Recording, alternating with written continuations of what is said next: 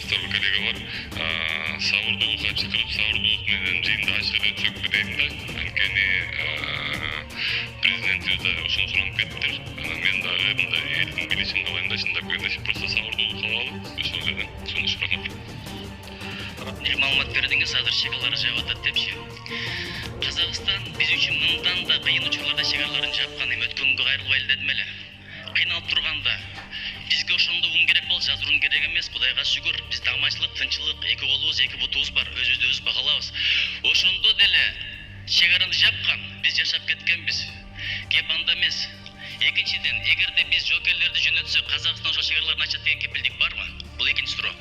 Үчүнчүдөн, башында абдан жок сөз айттыңыз, этика маселеси депчи. Биз ал өлкөлөрдүн ички ишине кийлигишпейбиз, комментарий бере албайбыз. Анткени кимдин кандай позициясы бар, ой пикири бар, аны айта албайбыз депчи. Ошол эле мезгилде биз пикир айтсак айтып атабыз, пиар, андан кийин саясий очко депчи. Жан дүйнөбүзгө, жүрөгүбүзгө кирип чыкпагандан кийин мындай чечимге келиш деле балким бир аз туура эмес. Мен сизди абдан сыйлайм, урматтайм.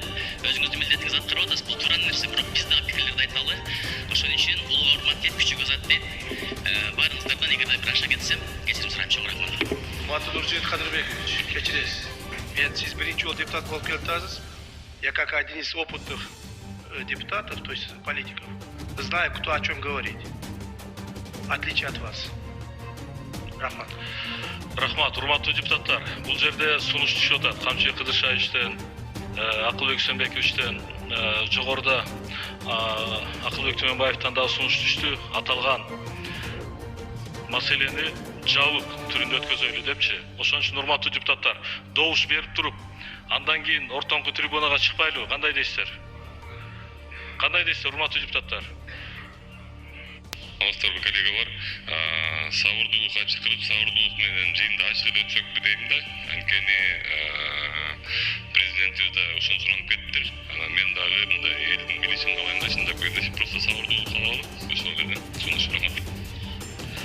Эл чындыкты билсин. Камчыбек Ташиев казак элине жардам беришибиз керек. Бүгүн 7-январ жогорку кеңеш кезексиз жыйынга чогулду. Жыйында ЖККнун бейпилдик күчтөрүнүн алкагында Казакстандагы абалды жөнгө салуу үчүн 150 кыргыз аскерин жөнөтүү маселеси каралып жатат. Кечээ 6-январда министрлер кабинети чокул жыйын өткөрүп, жогорку кеңештин кезексиз жыйынын кабыл алган жана жыйында УКМКнын төрагасы Камчыбек Ташиев баяндама жасаары белгилүү болгон. Ал Казакстанда абалга чара көрүү штабын жетектейт. Жогорку кеңештин 6-январда өткөн жыйынында тынчтык аскерлерин жөнөтүү маселеси чечилген эмес. Депутат Равшан Сабиров Ташиевке кайрылып, ок чыгарып жаткандарга бири бандит деп жатат, кээ-бирлери террористтерди баалоодо. Алардын чындыгында кимдер экени такталдыбы деген суроосун узатты. Буга карай Камчыбек Ташиев, барыңыздар билгендей, биз Казакстандын ички маселесине кийлигише албайбыз. Бизден жардам сурап кайрылып жатышат, жардам беришибиз керек. Керек болсо жакын арада гуманитардык жардам көрсөтөбүз. Чегараны жапкан жокпуз, Кыргызстанга өтүүнү каалаган жарандарга ПЦР тест тапшыруу талабын алып салдык деп жооп берди. Булак Назар Ньюс KG. Эл чындыкты билсин. Камчыбек Ташиев Казакстанга канча аскер жөнөтөрүн айтты. Кыргызстан Казакстанга 150 аскеринин 8 брондолгон техникасын, 11 унаасын жөнөткөнү жатат. Бул тууралуу бүгүн 7-январда жогорку кеңештин жыйынында УКМКнын төрагасы Камчыбек Ташиев билдирди. Анын айтымында Кыргызстан ЖККнун кызматташуусунун алкагында Казакстандагы тынчтык орнотуучу операцияга катышууну чечти. Кечээ 6-январда жогорку кеңештин депутаттары кезексиз жыйынга чогулуп, бирок кворум болбой калган. Президент Садыр Жапаров урматтуу депутаттар каршы болбогула деп суранып кетет элем деген болчу. Кыргызстандын куралдуу күчтөрүн чет жерде үчүн жогорку кеңештин макулдугу керек. Баш мыйзамдын 11-беренесине ылайык Кыргыз Республикасынын куралдуу күчтөрүнүн бөлүктөрүн Кыргыз Республикасынын аймагынан тышкары жиберүүнүн ар бир учуру боюнча уруксат жогорку кеңеш тарабынан депутаттардын жалпы санынын 3/2 кем эмес көпчүлүк добушу менен кабыл алынат. Мындайча айтканда, ЖККнун чечими колдоо үчүн кеминде 60 депутаттын макулдугу керек. Булак Назар Ньюс KG. Эл чындыкты билсин. Ак үйдүн жанында бүгүн да митинг өтүп жатат. Бишкек шаарында Ак үйдүн имаратынын жанында бүгүн 7-январда да жарандар чогулду. Алар Кыргызстандын аскер кызматкерлерин Казакстанга ЖККнун тынчтык күчтөрүнүн катарына жөнөтүүгө каршы болуп жатышат. Учурда болжол менен 30 чакты адам жогорку кеңештин депутаттарын Кыргыз аскерлерин жөнөтүү маселесин колдоого албоого чакырып жатышат. Булак Назар Ньюс KG. Эл чындыкты билсин. Нурсултан Назарбаев Кыргызстанга келди. Казакстандын мурдагы президенти Нурсултан Назарбаевдин күйөө баласына таандык делген учак Кыргызстанга келди. Муну Flighttar 24-тун маалыматтары тастыктады. Буга чейин социалдык тармактарда экс-президенттин күйөө баласы Кыргызстанга бет алганын жазып чыккан. Бирок кийинчерээк учак өз багытын өзгөрткөн. Бүгүн болсо ал Бишкекке келип конгон. Маалыматка караганда бортто Назарбаевдин башка дагы үй бүлөмөчүлөрү болушу мүмкүн. Булак Назар Ньюс KG. Эл чындыкты билсин. суроону да кайталап коеюнчу. Сиздер муну агрессия катары сүрөттөп атасыздарбы, же ички саясий жагдай катары сүрөттөп атасыздарбы, же бир террордук акт катары сүрөттөп атасыздарбы? Биз бул жерде урматтуу Нуржигит Кадырбекович, дагы бир жолу айтайын, биз башка мамлекеттин ишине кийлигишип, алардын ичиндеги болуп аткан окуяларды чечим кабыл алуу менен же мындай сүйлөө иретинде эмне болуп жатканын айтууга укугубуз жок. Бир гана маселе бизге ошо ОДКБнын эл аралык байланыштар негизинде кайрылганында айтып атышат, бизде терроризм болуп атат депчи. Ушуну гана биз айтып атабыз. Ал эми анын ичинде эмне болуп атат? Мамлекеттин ичинде эмне болот? Биз ал жака кийлигишпейбиз, кийлигише да албайбыз. Чоң рахмат. Анткени бул жерде казак бийлигинин бир позициясы бар. Казак элинин бир позициясы бар, оппозициясынын бир позициясы бар. Анан кийин дүйнөлүк коомчулук бир өлкөлөр мындай деп ойлоп атат, экинчи өлкөлөр башка деп ойлоп атат. Ошон үчүн муну бир тактап алыш өтө маанилүү. Кийинки суроо юстиция министрине.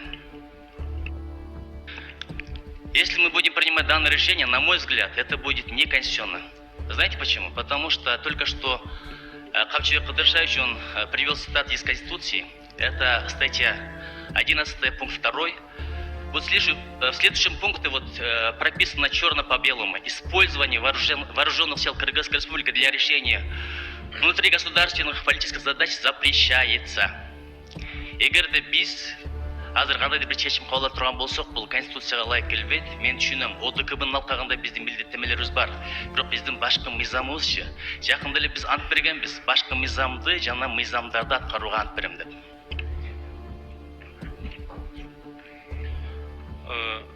Вопрос касается, наверное, суроону тактап коесузбу? Сиз башында баштадыңыз, анан позицияңызды түшүндүм. Мен азыр комментарийимди берип, бирок суроону берсеңиз, ага да жооп берейин. Убакыт бүтүп калды, токтотуп туруңуз эми. Убакыт берип койгула. Конституцияга туура келет. Бербей эле кайра тикелеп бересиз, анткени бияк түшүнбөй калды да баштан. Карасаңыз, азыркы биз чечим кабыл алып турган болсок, бул конституцияга ылайык келбей калат. Биз конституцияны бузган болобуз. Мен түшүнөм, ОДКБнын алкагында биздин милдеттенмелерибиз бар. Бирок 11 статьяны караңыз, 4 пунктты караңыз. 3.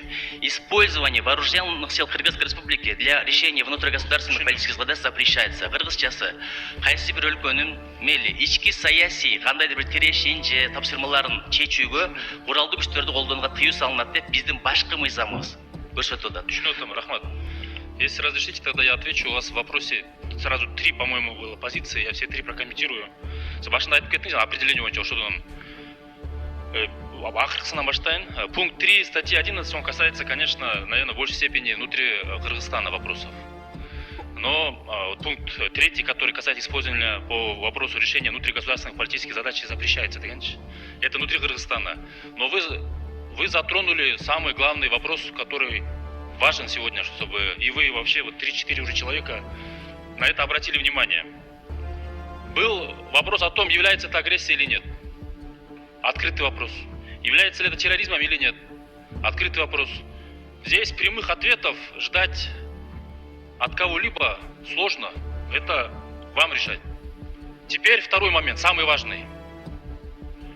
Есть международные обязательства ОДКБ. Я сам юрист международного права, специализируюсь. Обязательства они есть. Есть процедуры, было обращение, и страна обязана это рассмотреть. Но Конституция имеет свою силу, высшую силу. И Конституция требует, чтобы этот вопрос был вынесен на заседание Джоркинеша. Я могу сказать, что были юристы, которые против этого были, которые говорили, что есть прямой мандат и так далее, но были юристы, которые настояли, что это должно рассматриваться вами. Поэтому даже в свете международных обязательств ОДКБ решать будете вы сегодня. И как вы решите, так и будет. Рахмат. Это обязательство. Вот так надо понимать. Рахмат, Аяз Батыркулович. Мен түшүндүм. Көрдүңүзбү? Решать будете вы. Азыр бир депутаттын сурады, ким жоопкерчиликти алат эгерде бир кыргыз жокер бирдеке болуп кетсе. Мен дароо айтам, депутаттар алат. Мен адамдын каны үчүн жооп бергенге даяр эмесмин. Туура түшүнүңүздөр. Анан бул жакта конституция маселеси бар. Дагы деле айтып атасыз. Мен ойлойм, менин пикиримде расмий расмий түрдө толкование керек. Балким бул маселени биз Конституциялык сотко дагы беришибиз керек. Бизге түшүндүрүп берсин ушул статьяны. Сиздин пикириңиз бул субъективдүү пикир. Чоң рахмат. Рахмат. Сөздү Акыл Өксөнбекович сурап атат. Акыл Өксөнбекович. Кошумчалап эле коеюнчу, ошо 11 статьянын 2 пунктусунда айтылып атпайбы? Орусча болуп калды, орусчасын. Разрешение по каждому случаю отправления частей вооруженных сил Кыргызской Республики за пределы территории Кыргызской Республики принимается жогорку кеңешим. Биз ошон үчүн келдик сиздер. Разрешение алган үчүн. Врач, эгерде хирург операцияга кирип баратса, алдагы жоопкерчилигин мойнуна алып кирип баратат. Ал такыр оорубайт, эчтеке жугушпайт деп биз ага гарантия бере албайбыз да. Военный дегендер дагы ошондой. Мына Кыргыз өкмөтү мойнуна алды. Кыргыз өлкөнүн жетекчиси мойнуна алды жоопкерчиликти. Туура бул договор о коллективной безопасности дейт.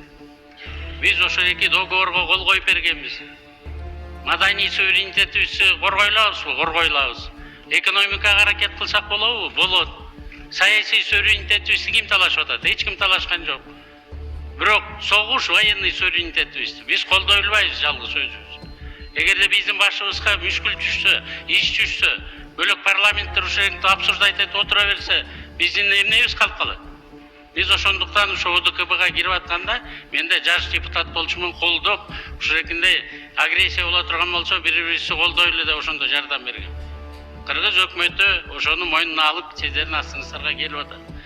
Президент, Казакстандын президенти агрессия болду деп кайрылгандан кийин түнү менен ОДКБнын президенттери төрагалык кылган Пашинян болгон, урматтуу Армениянын премьер-министри.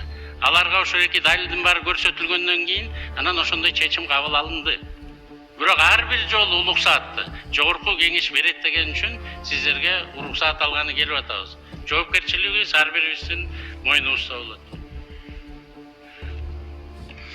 Рахмат. Үчүнчү микрофон.